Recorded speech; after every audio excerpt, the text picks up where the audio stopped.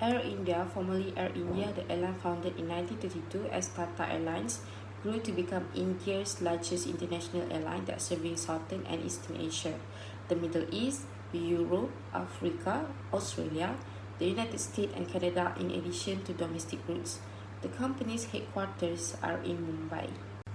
Air India pilots have questioned the proposed move to slash their wages by 60% when the airline's top management is reportedly taking a cut of just about 4%. So basically, salary deduction, that means when employee deduct or cut some amount from the employee's salary, and based on Section 24(1) of Employment Act 1995 that state no deduction shall be made by employer from the wages of an employee otherwise than in accordance this act. There is also circumstances that employer can deduct employee's salary. So let's move to the next part, which is incident review. This incident occurs in New Delhi, India, and it's about unfair pay cuts for pilots while the COVID-19 pandemic was sweeping the world. So Air Indian Union has brought this unfair pay cut issues to light.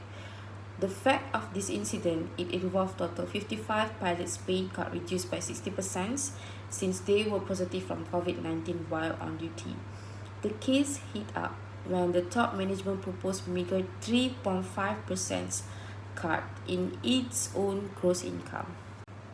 Here is the analysis regarding this incident. So the main issue of this case is the top management is reportedly taking a 3.5% cut compared to 60% pay cuts for pilots.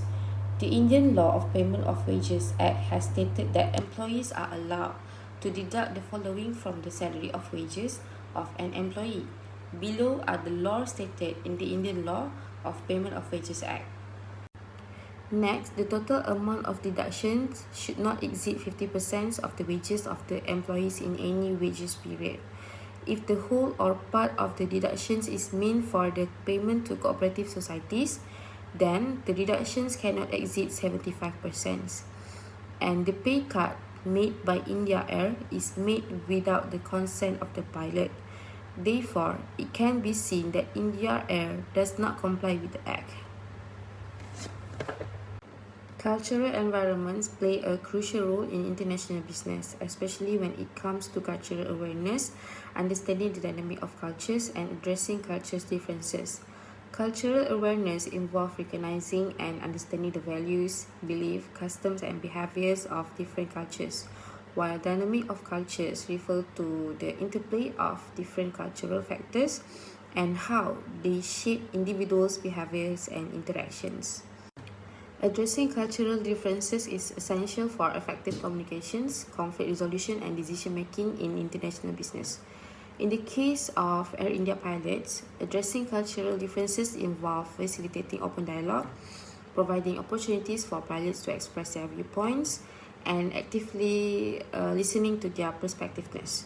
Additionally, the company should review its policies and practice to ensure fairness and equity. By being culturally sensitive and proactive, the company can foster better understanding, collaboration, and harmony among its culturally diverse workforce. Interventionist theory, free trade theories, trade patterns theories, the statistic and dynamic of trade, and factor mobility theory are all relevant theories for understanding international trade.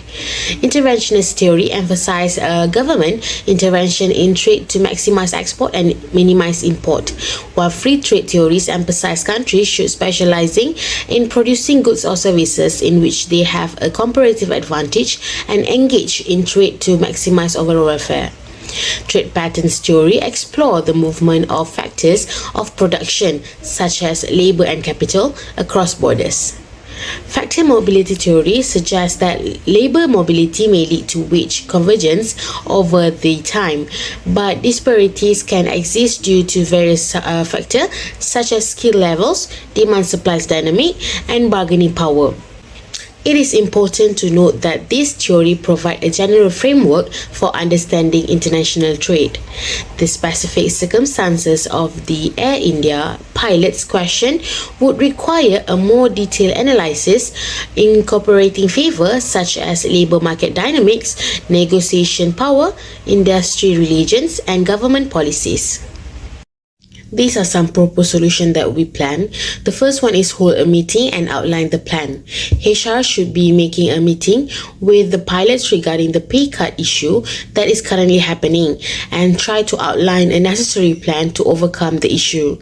This can prevent the pilots from feeling unfair about the pay cuts because they can discuss with HR about the issue. The second solution is cut some flights. So HR should also cut some flights or manage it according to the pay the pilots are receiving. Next is reflection. The reflection that we managed to get from this case is increased turnover. Unfair pay cuts can lead to increased turnover because the work environment of India Air can be considered as toxic where they cut pay with no consent from the pilots. The second one is low productivity. The pay cut can cause the pilots to feel unmotivated to work hard and it will decrease productivity of employees. Employees often does not want to work hard because they get less pay. A reduction in productivity hurts the overall business operation. HR can also notice a decline in the quality of the work performed when the firm implements a pay cut. As the conclusion, we must remember that not only New Delhi that is affected by coronavirus but all over the world and all industries. Large companies like Air India must have proper system as important role to solve this problem during pandemics.